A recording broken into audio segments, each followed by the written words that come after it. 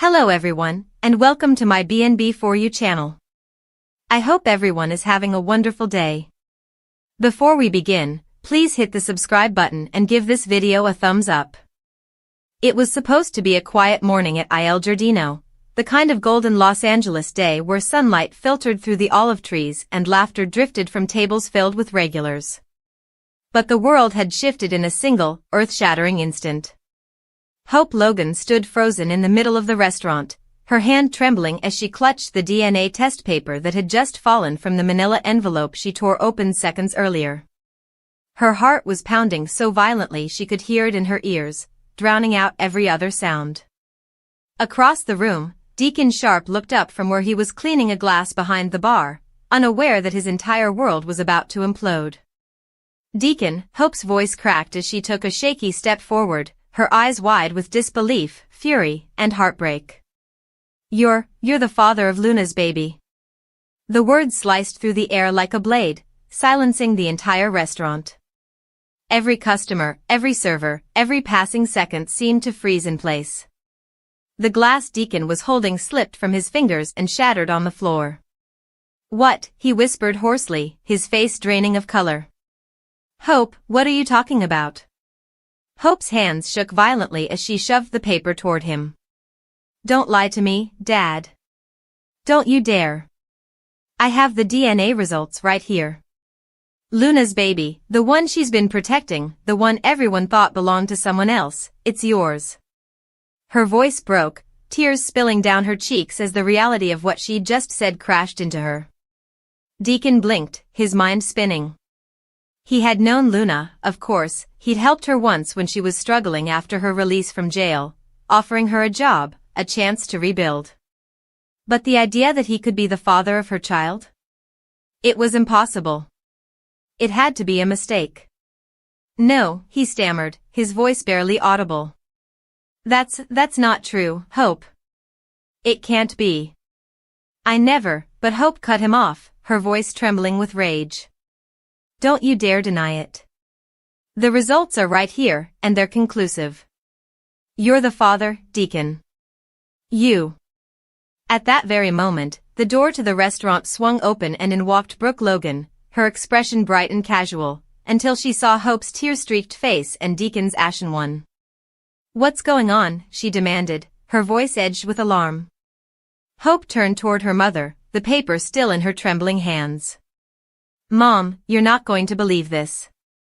The DNA test, it proves that Luna's baby, it's Dad's." Brooke's eyes widened in utter shock, her hand flying to her mouth. "What?"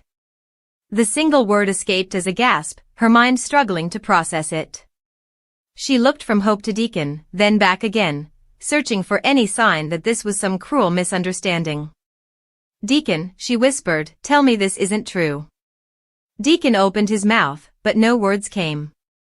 His throat constricted with guilt and confusion. "Brooke, I swear to you, I don't know how this could have happened," he said finally, his voice cracking. "I helped Luna a few times, but I never." Brooke stepped closer, her expression twisting in disbelief. "Helped her?" "Helped her," she repeated, her tone laced with bitter sarcasm. "Is that what we're calling it now?" Hope's tears turned to anger, her voice rising. "You promised me you'd changed, Dad. You promised you weren't the same man who made mistake after mistake. And now this? Luna's baby?" Meanwhile, across town, Luna Nozawa sat in her apartment, her eyes red and swollen from crying. She knew the results had been sent to Hope, she'd agreed to it. She had wanted the truth out, even though she knew it would destroy everything. When the baby had been born months ago, Luna had stayed silent about the father's identity, claiming she didn't know, that it had been a blur during her most broken days. But deep down, she'd known.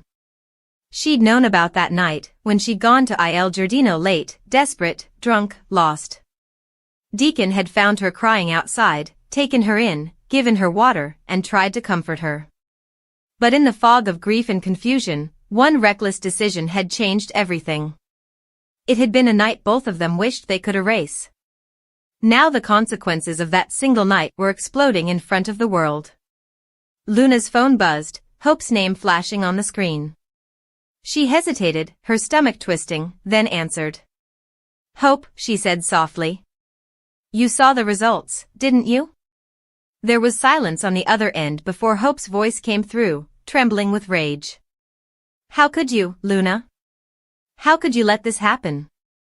You slept with my father. Luna squeezed her eyes shut, tears spilling freely now. I never meant for it to happen, Hope. I didn't even realize, don't you dare make excuses. Hope snapped. You knew what you were doing. You ruined everything. Luna's sobs echoed through the phone. Please, just listen to me, she pleaded. It wasn't what you think. I was broken. I'd lost everything. He was just there, trying to help. One thing led to another. Hope hung up, her fury boiling over. She threw the phone onto a nearby table, the sound echoing through the restaurant. She's making excuses, she spat bitterly. They both are. Brooke reached for her daughter's shoulder, but Hope pulled away. No, Mom. Don't. I'm done defending him. He's done enough damage.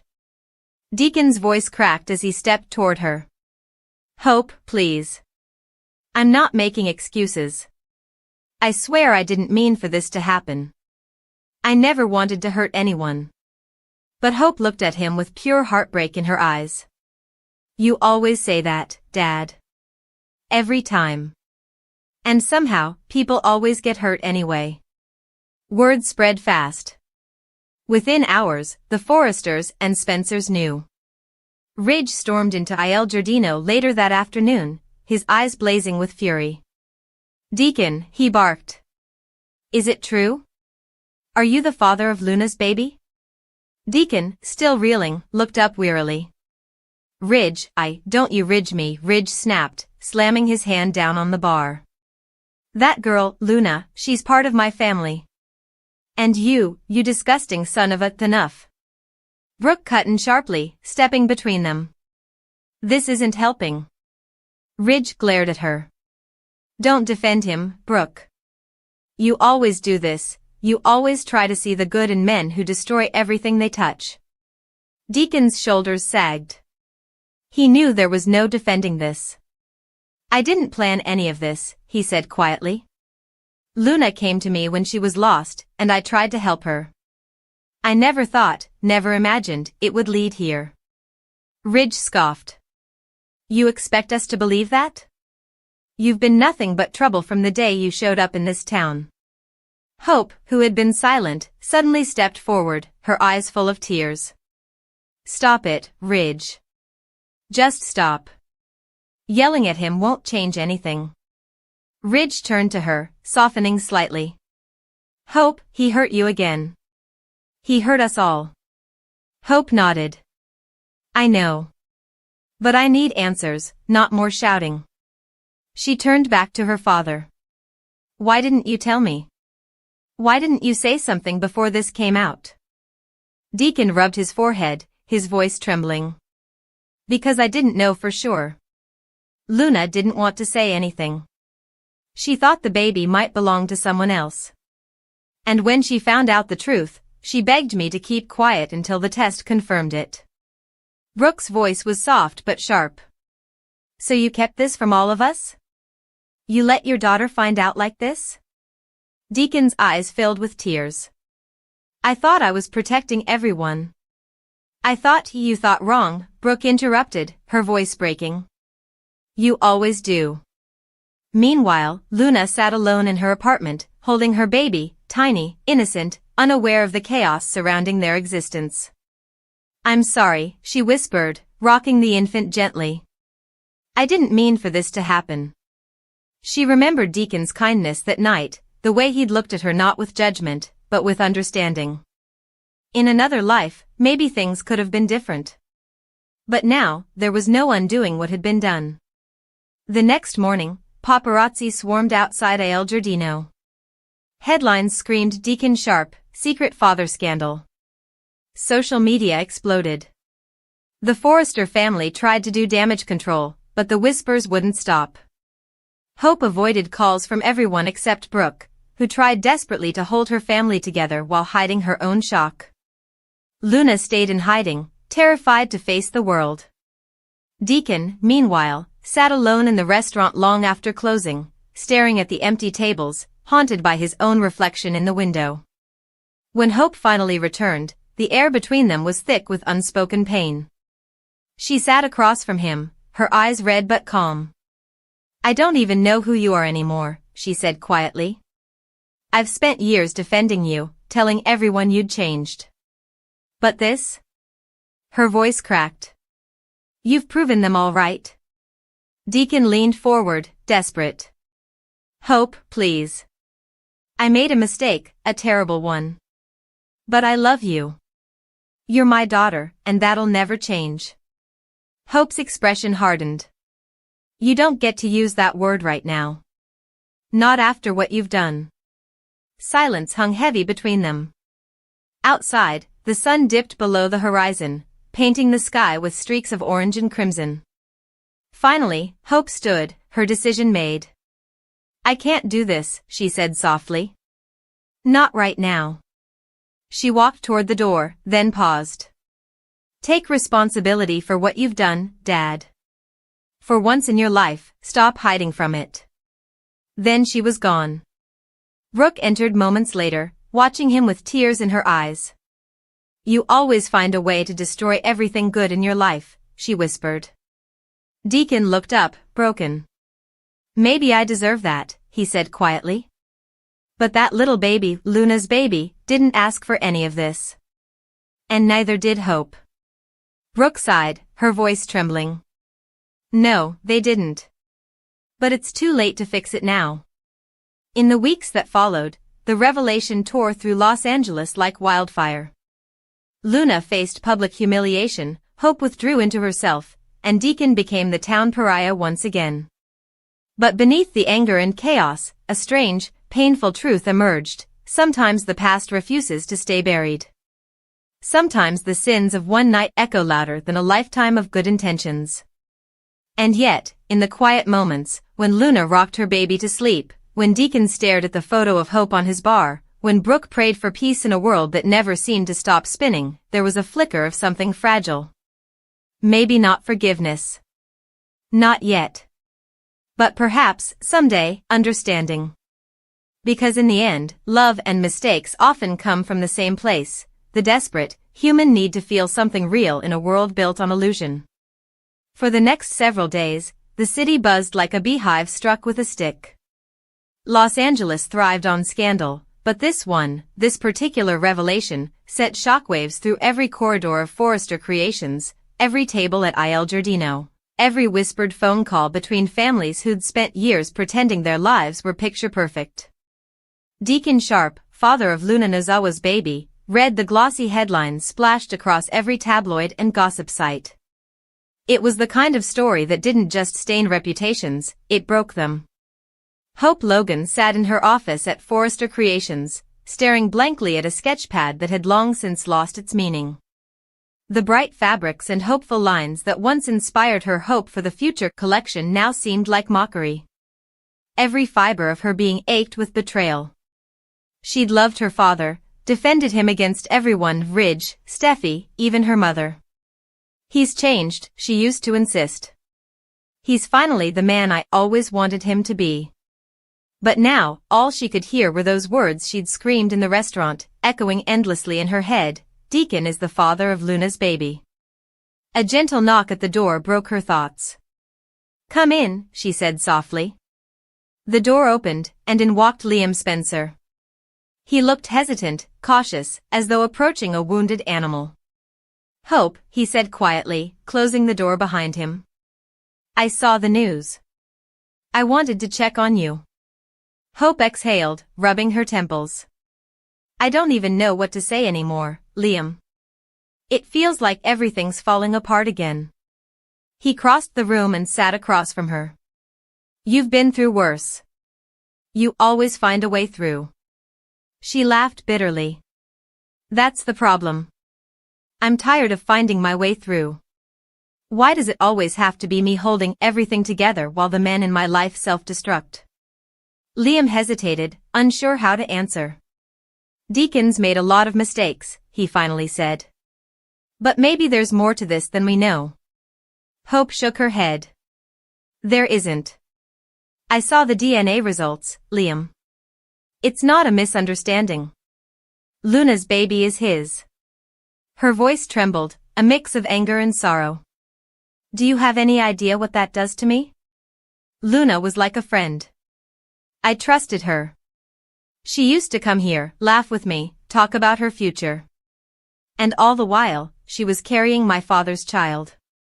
She pressed her hands to her face, trying to keep herself from breaking. The bold and the beautiful, every revelation was just the beginning of another storm. It was supposed to be an ordinary afternoon in Los Angeles, sun-drenched, golden, deceptively peaceful, but in the Forrester mansion, the air was thick with tension, a storm brewing just beneath the surface of luxury and control. Ridge Forrester stood by the grand fireplace, his jaw clenched, his hands trembling slightly as he reread the DNA test results that had just landed in his hands. The words blurred before his eyes, though he'd already memorized every letter, every number, every devastating truth. Probability of paternity, 99.98%. His throat went dry. He had read plenty of shocking things in his life, love letters, betrayals, confessions, but nothing had ever shattered him like this. The room spun around him, and for the first time in years, Ridge felt completely unmoored. Deke Sharp.